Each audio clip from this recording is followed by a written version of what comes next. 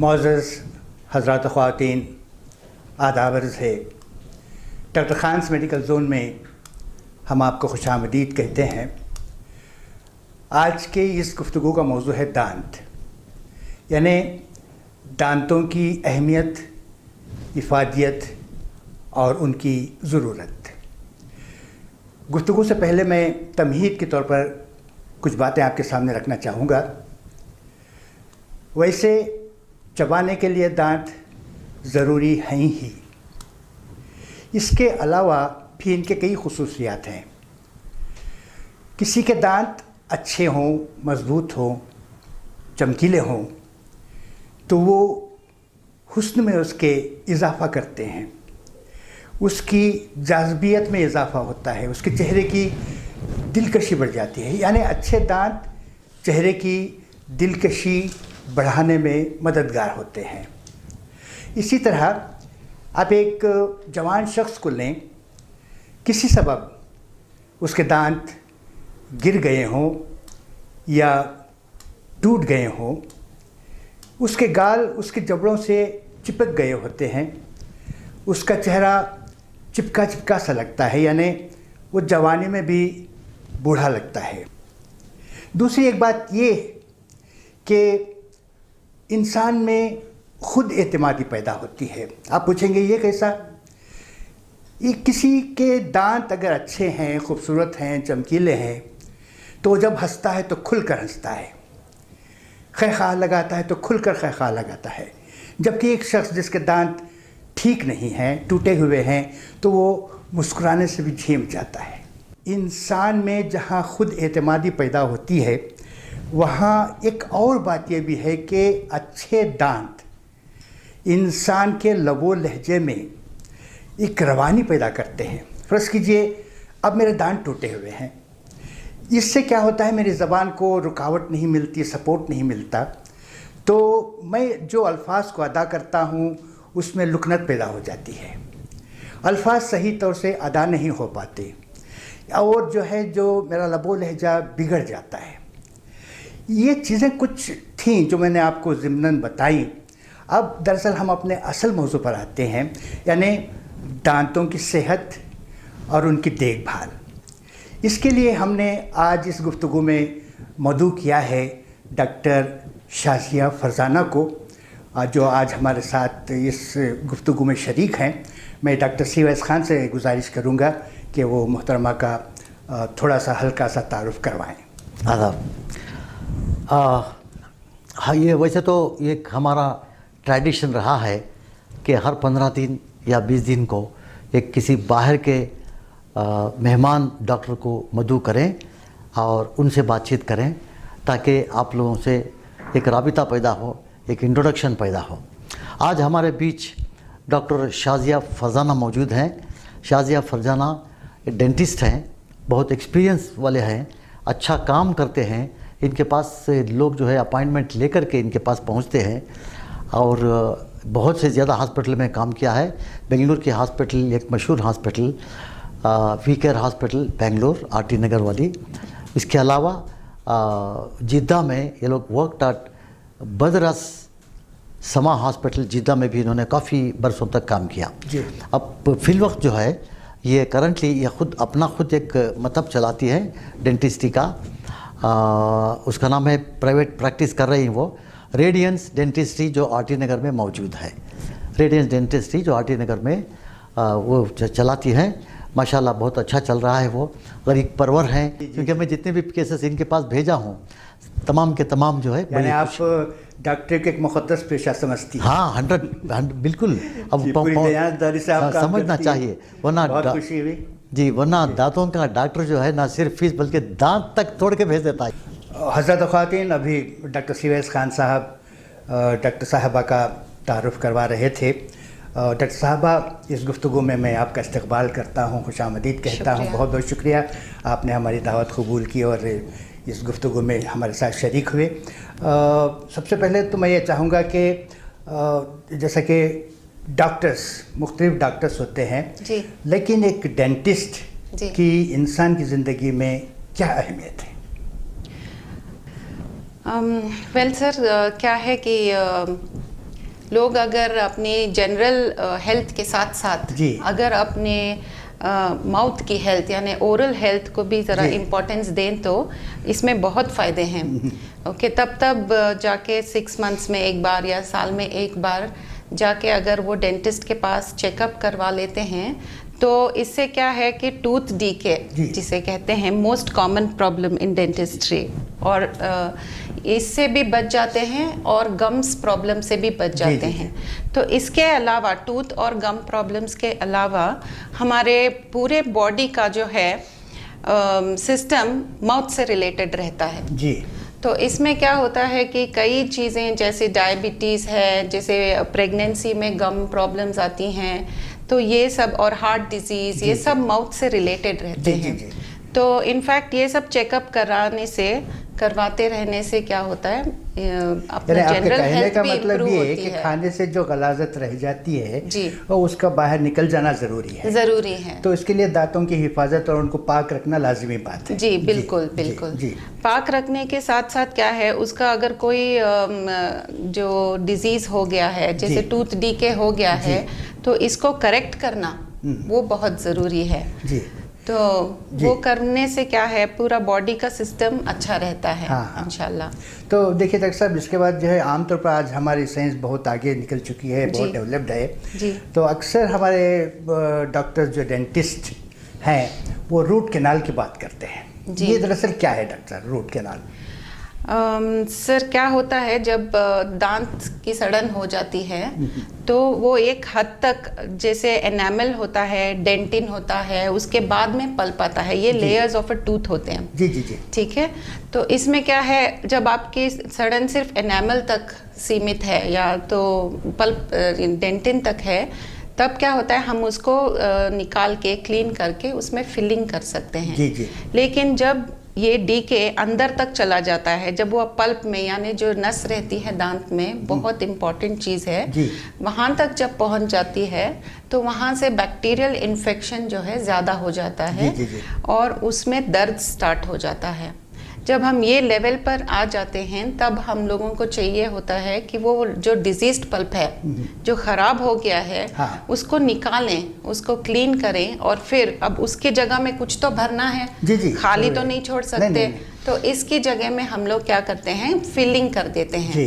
तो इसको जो रूट्स हैं, रूट्स के अंदर जो कैनाल्स होते हैं, वहाँ पे ये पल्प बैठा रहता है। तो जब ये पूरा निकाल देते हैं, क्लीन करते हैं, उसको शेप अच्छे से देते हैं, उसके बाद में जाके फिलिंग करते हैं, इसको रूट कैनाल ट्रीटमेंट देखिए डॉक्टर साहब, आपने कहा कि दांतों के नस होते हैं, दांतों जी। के नस निकाले जाते हैं। उमूमन ये सुनने में आया है, डॉक्टर साहब आप भी वाकिफ़ हैं इस बात से, जी। कि दांतों के निकालने से आंखों की बीनाई पे असर पड़ता है। जी।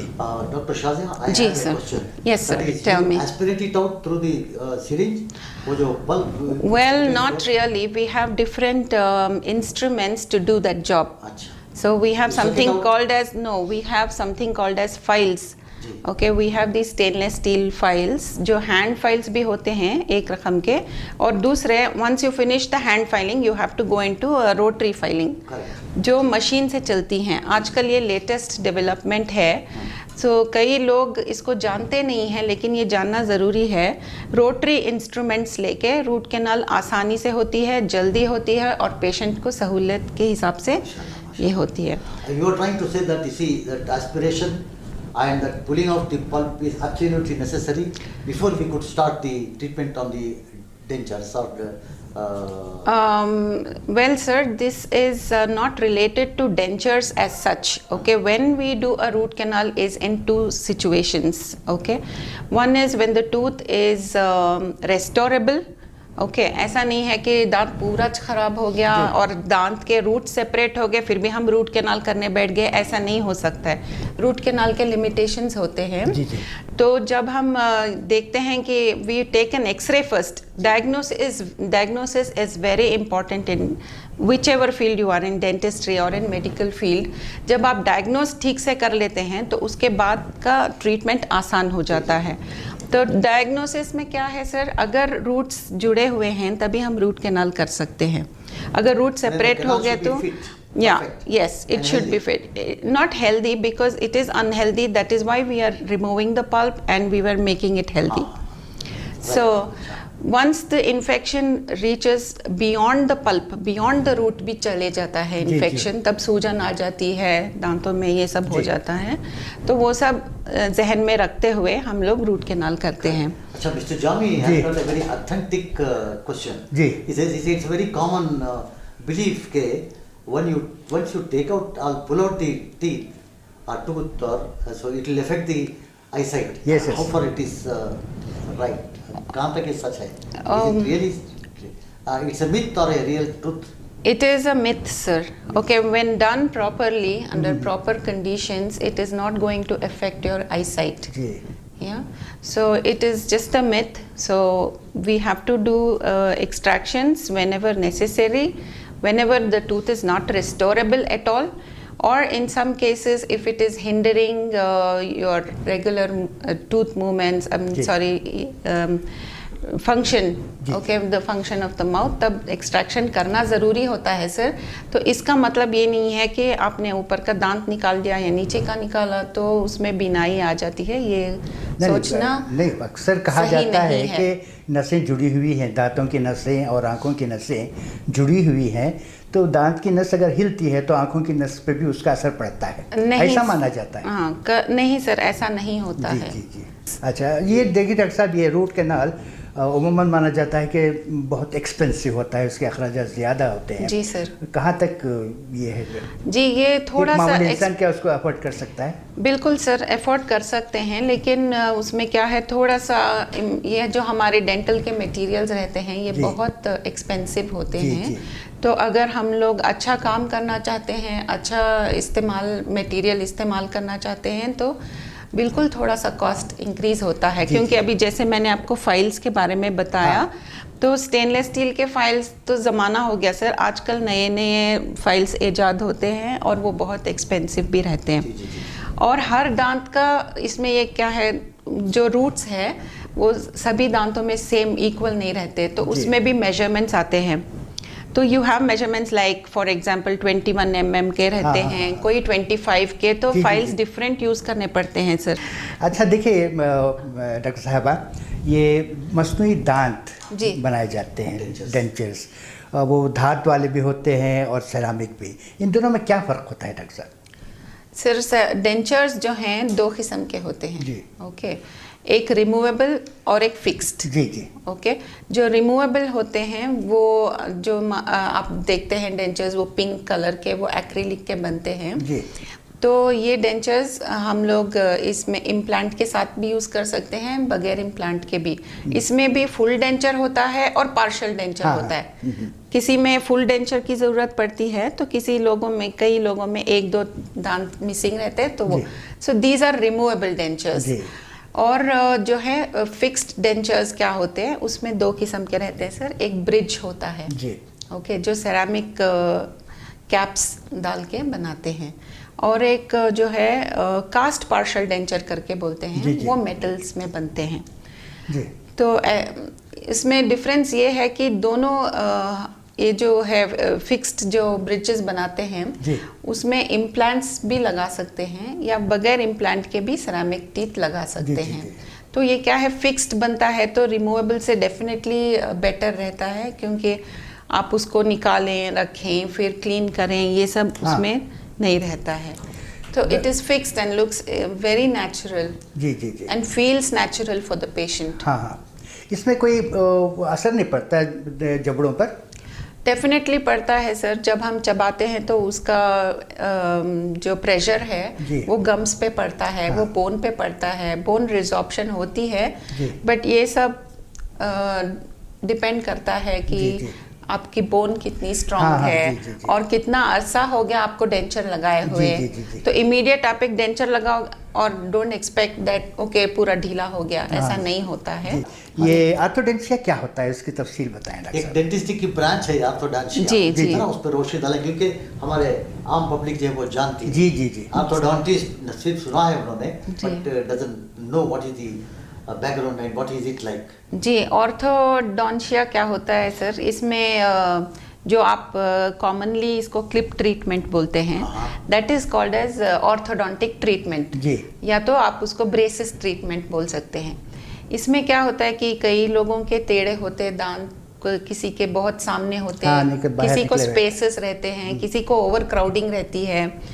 सबसे इम्पॉर्टेंट बात इसमें ये है कि जो सामने के दांत की हम बात कर रहे हैं, लेकिन पीछे के दांतों में भी क्रिस क्रॉस हो जाता है। जी। जो नीचे के दांत है वो एक्चुअली अंदर रहने चाहिए और ऊपर के बाहर। जी। तो नेचर ने ऐसा बनाया सर, लेकिन कई लोगों में क्या होता है, कभी क्रिस क्रॉस हो जाते हैं, कभी ये नीचे वाला जबड़ा बड़ा हो आगे जाता निकल जाता है, है। कभी ऊपर का जी, प्रोट्रूड हो कभी जाता कभी है। दांत पे दांत भी निकल आता है। जी, तो ये सब करेक्शंस करने के लिए हम क्या करते हैं, ब्रेसेस का इस्तेमाल करते हैं। जी। मेटालिक ब्रेसेस भी होते हैं इसमें, सेरामिक ब्रेसेस भी रहते हैं। तो मेटालिक ब्रेसेस और सेरामिक ब्रेसेस का एंड रिजल्ट सेम रहता है, जी। दोनों में सेम है रिजल्ट, लेकिन बस कंफर्ट लेवल जी। और लुक वाइज जी। वो सेरामिक ब्रेसेस बेटर लगते हैं। हाँ। क्योंकि थोड़ी दूर से आप किसी को देखेंगे तो जो पहना है सेरामिक ब्रेसेस, तो आपको पता नहीं चलेगा कि उसने कुछ सेरामिक ब्रेसेस पहना है, उसने ट्रीटमेंट करवाया है या करवा रहा है। जी। लेकिन मेटालिक में वो दिखता है। जी। जी। और जो चीक्स रहते हैं अंदर से, वो मेटालिक में थोड़ा डिस्कम्फर्ट फील कर सकते जी, हैं, लगते लेकिन रहते हैं ना सेरामिक वो। में जी, जी। आजकल एक और नई चीज़ ईजाद हुई है जिसको क्लियर ब्रेसेस कहते हैं या क्लियर अलाइनर्स कहते हैं। इसमें ब्रेसेस की बिल्कुल ज़रूरत नहीं रहती, वो क्लियर जैसे आपके दांत हैं वैसे वाले बना के लगा देते हैं, but these are very expensive जी। एंड बहुत ज़्यादा मेजर ट्रीटमेंट इसमें नहीं होता है, जो आसानी से ट्रीट कर सकते ऐसे केसेस इसमें कर सकते हैं। डॉक्टर शाजिया के orthodontia and cosmetic dentistry, they are very close related? Of course, sir, they are closely related, but cosmetic dentistry also includes fillings. Okay, and what you call them as smile correction, जो ये film stars और celebrities करवाते हैं sir, वो सब artificial teeth लगा के सामने करते हैं। उसमें भी अलग अलग किस्म के हैं, जैसे सेरामिक कैप्स हैं, वेनेयर्स हैं, लैमिनेट्स हैं।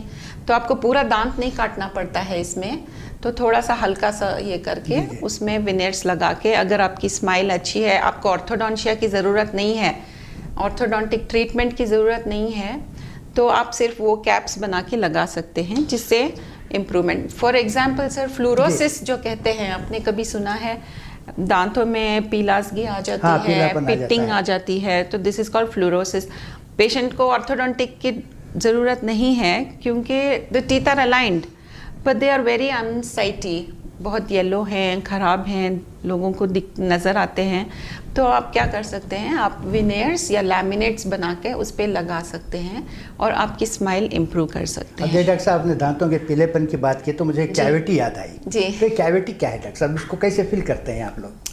सर, कैविटी ये होता है कि एक नॉर्मल हेल्दी टूथ स्ट्रक्चर है, तो उसके ऊपर खाना जम जाता है जी। जो हम खाते हैं। जी। There is a lot of food lodgement in the teeth.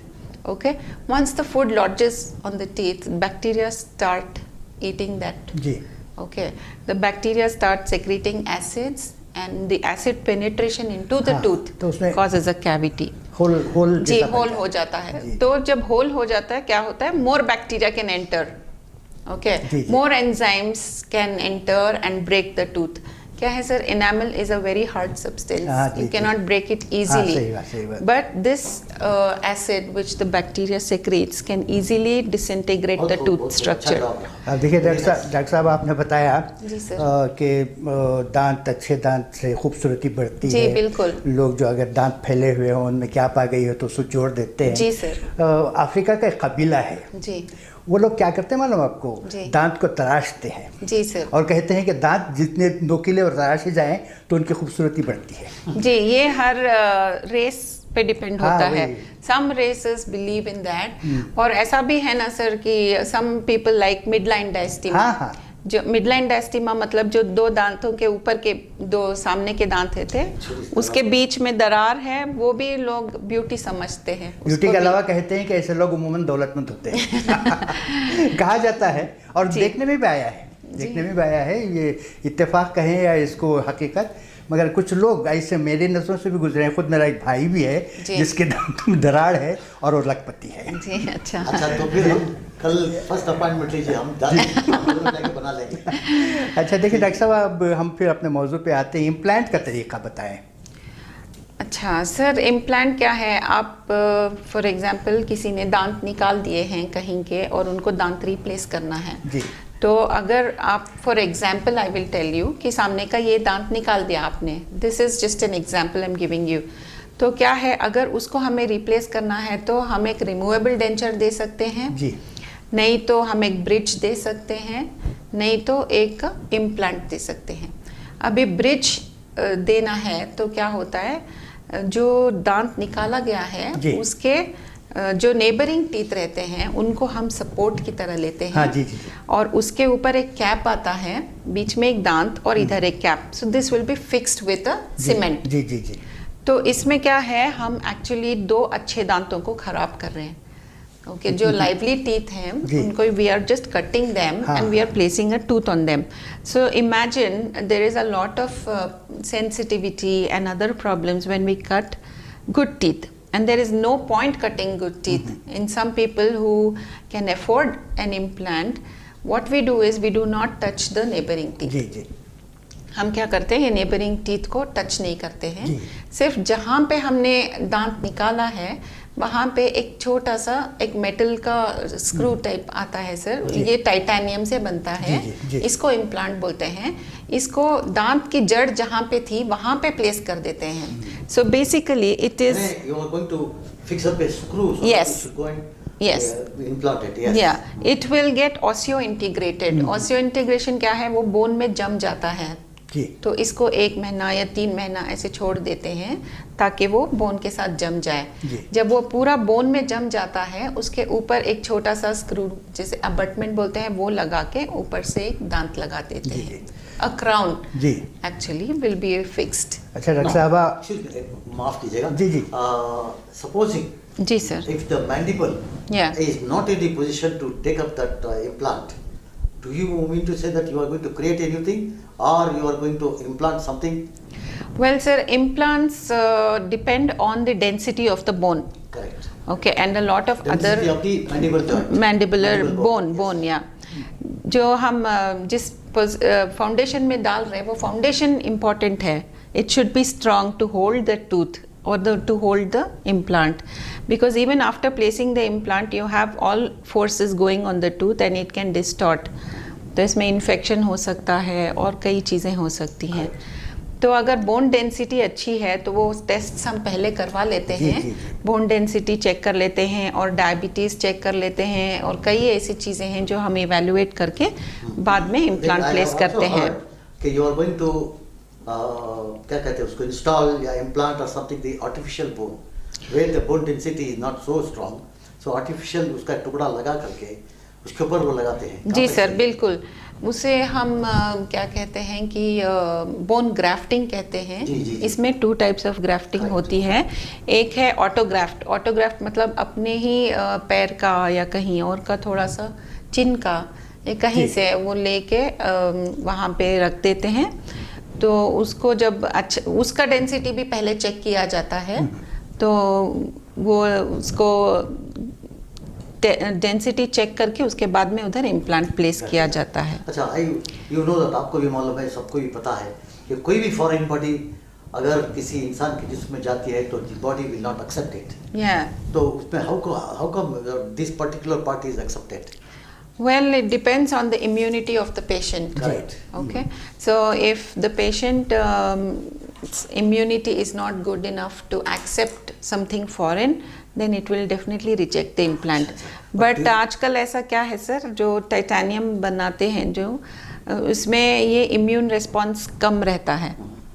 So I mean it will not be that bad. The immune response will be good enough these days. So the body acceptance is good with the implants. तो doctor साहबा, आपने बहुत मुफीद मालूमात हम तक पहुँचाई और दांतों के ताल्लुक़ से. मैं आखिर में आपसे ये चाहूँगा कि आप हमारे नाजरीन को क्या पैगाम देना चाहेंगे? जी। आप सब लोगों के लिए मेरी एक दरख्वास्त है कि जब भी आप एक डेंटिस्ट को विज़िट करते हैं, प्लीज़ आपकी जो भी अंडरलाइंग मेडिकल कंडीशंस हैं आप उनको अपनी डेंटिस्ट के साथ शेयर करना मत भूलिए, क्योंकि this will help us treat you better and avoid complications.